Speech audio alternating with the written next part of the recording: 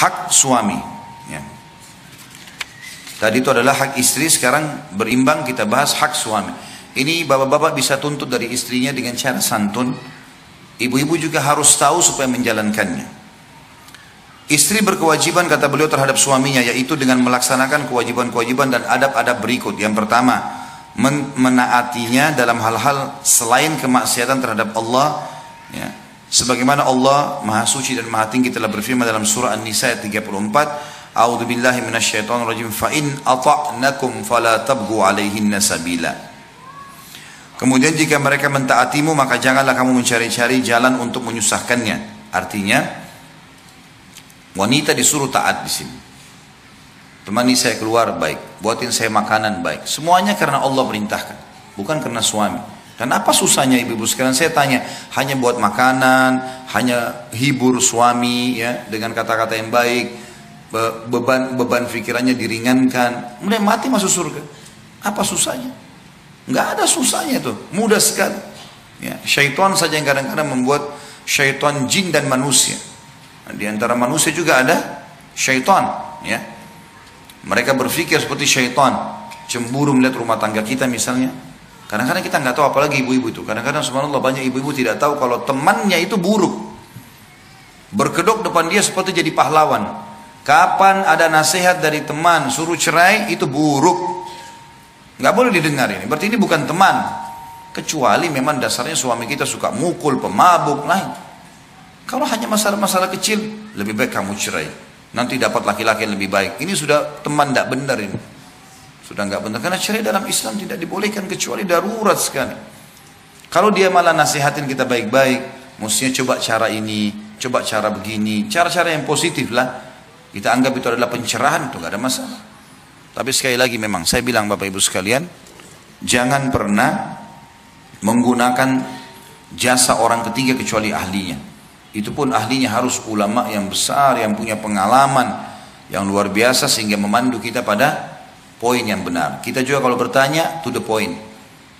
Saya punya masalah seperti ini, apa jalan keluarnya, apa sarannya, apa nasihatnya dan seterusnya.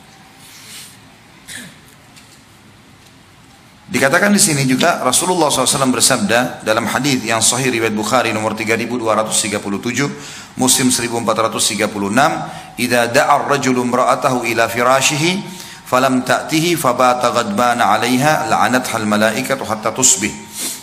Jika seorang laki-laki mengajak istrinya ke tempat tidur lalu si istri tidak memenuhinya, kemudian laki-laki itu kesal terhadapnya, maka wanita itu dilaknat oleh malaikat sampai pagi. Makanya syaitan menggoda untuk itu ya. Di sini perlu kita garis bawahi banyak manfaat dari hadis ini. Yang pertama kata para ulama adalah biologis laki-laki nggak bisa ditunda. Beda dengan biologis perempuan yang masih bisa ditunda. Ibu-ibu kalau masih pengen berhubungan biologis sama pasangan, tapi suami lagi safar segala macam, dia masih bisa sabar. Kalau laki-laki susah sekali, karena berpengaruh kepada emosi jiwanya. Tanpa dia sadari, kita nggak sadar, tapi kadang-kadang terbawa itu. Jadi kalau ibu-ibu dapat suaminya suka marah, masalahnya di biologis. Coba ibu-ibu muhasabah deh. Mungkin seringkali ibu bengkalikan poin itu. Tidak ada laki-laki subhanallah menumpahkan sperma lalu emosi, nggak ada. Hah? Pada saat dia klimaks, dia tumpahkan spermanya, itu ketenangan jiwa dia dapatkan. Makanya ya seperti dia sedang mendapatkan sebuah kebahagiaan yang luar biasa. Umumnya laki-laki kalau setelah klimaks pasti ngantuk dan tidur. Beda dengan ibu-ibu. Ibu-ibu kan menerima sperma. Sperma itu komposisinya kata sebagian ulama ada komponen ada komponen apinya, panas. Jadi kalau ibu-ibu terima sperma biasanya tambah semangat bicara. Nah, jadi kalau ibu lihat suaminya habis klimaks tidur, itu memang normal dia. Jangan ibu bilang, ya sudah tidur. Saya mau tidur nggak bisa. Memang ibu nggak bisa tidur, nggak bakal bisa tidur. Coba alihkan ke yang lain, nyapu, ngepel, masak. Nah itu baru bisa. Karena nggak bisa memang. Jadi yang tadinya buat suaminya bergelora itu pindah ke dia. Bayangin aja. Maka memang begitu, dia akan jadi semangat 45 di sini untuk bekerja, untuk segala macam. Ini yang pelajaran pertama dikatakan para ulama tentang masalah biologis di sini. Kenapa perempuan sampai dilaknat kalau tidak layani biologis suaminya? Apa sebabnya? Karena suami itu akan berinteraksi dengan alam luar. Kalau ini bermasalah dan dia tidak, imannya kurang, dia bisa berzina. Terjadilah kerusakan di muka bumi. Nanti ibu-ibu istrinya baru marah pada saat tahu suaminya selingkuh. Padahal sebenarnya permasalahan di rumah. Nggak ada orang yang kenyang itu masih mau makan. Susah sekali. Kecuali darurat mungkin ada hal yang itu. Tapi kalau umumnya nggak bakalan. Itu kan intinya. Makanya Rasulullah SAW di sini ya menekankan sekali laknat Allah, laknat malaikat datang kepada istri yang diajak tidak mau. Kadang-kadang mungkin karena jual mahal. Beda kalau ibu sakit ya. Ibu sakit ada udzur syar'i beda. Tapi kalau enggak boleh nolak. Ya. Ini pelajaran pertama dari hadis bahwasanya biologis laki-laki beda dengan biologis perempuan. Makanya tidak boleh ditunda laki-laki, perempuan masih bisa. Gitu kan? Bahkan perempuan kalau tidak dipicu, tidak ada pemicu, tidak ada rangsangan, tidak akan berhubungan biologis, biasa saja. Kalau laki-laki enggak, lihat sesuatu pun sudah cukup untuk memicu biologisnya. Makanya dia harus terlampiaskan. Ini pelajaran pertama. Pelajaran yang kedua diambil di sini adalah cara menghadapi kaum laki-laki dan cara menghadapi kaum perempuan. Menghadapi kaum laki-laki di sini, ibu-ibu sekalian, itu dengan biologisnya. Biologis itu penting sekali dan harus sensitif. Jaga bau mulut, jaga bau badan, jaga warna pakaian, ya, penampilan, harus semua dijaga, tidak bisa tidak. Jangan pernah bapak-bapak pulang rumah, kemudian mau biologis sama istri, tidak mandi, maaf, tidak membersihkan kemaluan, tidak cebok segala macam, tiba-tiba langsung main, mau dekatin istri, mungkin istrinya sudah mandi, bersih dan seterusnya. Ya.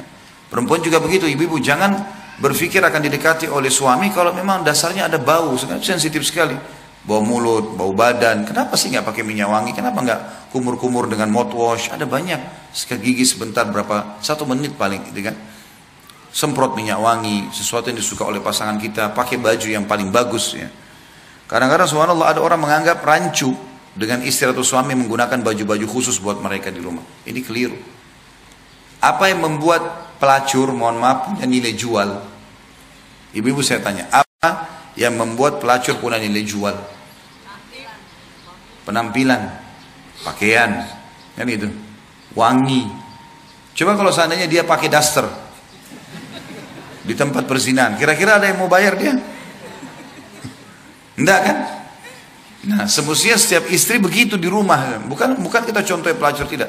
Mestinya pakai baju yang bagus. Enggak. Kalau merasa baju itu kurang cocok tapi suami suka, nggak apa-apa, bersabar, kita pakai. Gitu kan. Mungkin warna yang dia suka. Kalau suami suka rambutnya panjang, dipanjangin. Dia suka sedikit di model yang asal tidak menyerupai laki-laki, nggak ada masalah. Saya pernah hadapin kasus rumah tangga dari keluarga saya. 15 tahun lebih menikah, mau cerai, puncaknya saya duduk sama suaminya karena suaminya suka rambut panjang. Istrinya nggak suka. Selalu mau pendek rambutnya. Hanya masalah itu. Tapi 15 tahun suaminya sabar, selalu bilang. Kadang-kadang dia bawain foto, saya suka foto perempuan rambut panjang begini. Kadang-kadang, apalah bahasanya. Akhi. Ya akhi.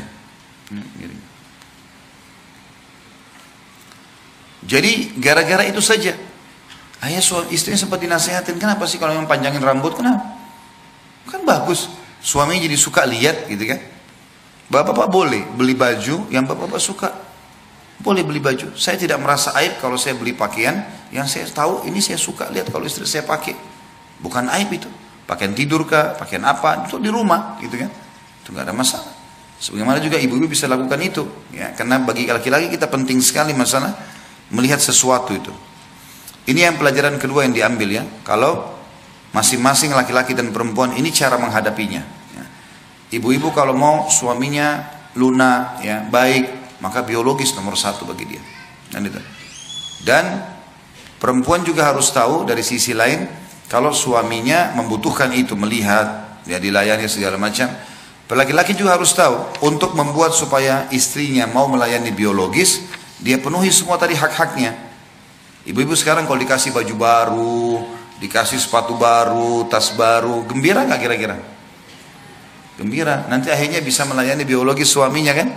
Kalau suami nggak pernah bawa hadiah sama sekali di rumah, nggak pernah beliin baju, nggak pernah bawain hadiah apa, nggak pernah buat kejutan. Perempuan tuh suka dibuat kejutan loh. Nah bapak-bapak, nggak ada yang ngantuk kalau saya bahas masalah ini ya. Kalau kita laki-laki nggak suka kejutan, Malah kadang-kadang sempat marah, ibu-ibu jangan buat kejutan buat suami. Masak boleh lah, dia suka sesuatu mungkin. Tapi buat kejutan apa gitu kan, mungkin biasa saja. Kalau perempuan suka dengan kejutan, bapak buat kejutan sesuatu apa ya, yang membuat akhirnya dia gembira. Sehingga biologis bisa terpenuhi karena berhubungan dengan masalah perasaan.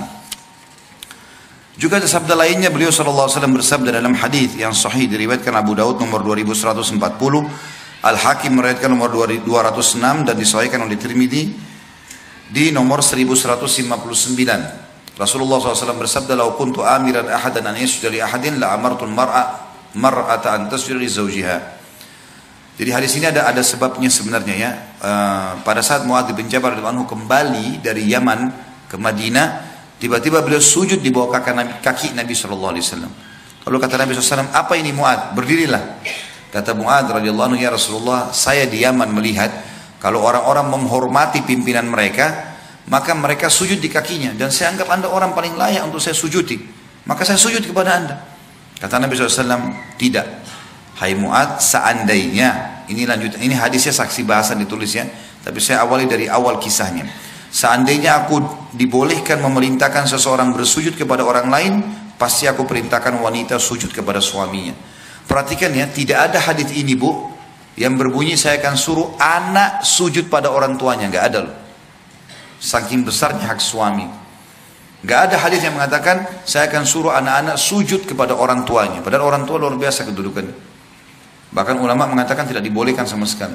Tapi Nabi berikan perumpamaan, kalau boleh sujud selain Allah, saya suruh istri sujud pada suaminya.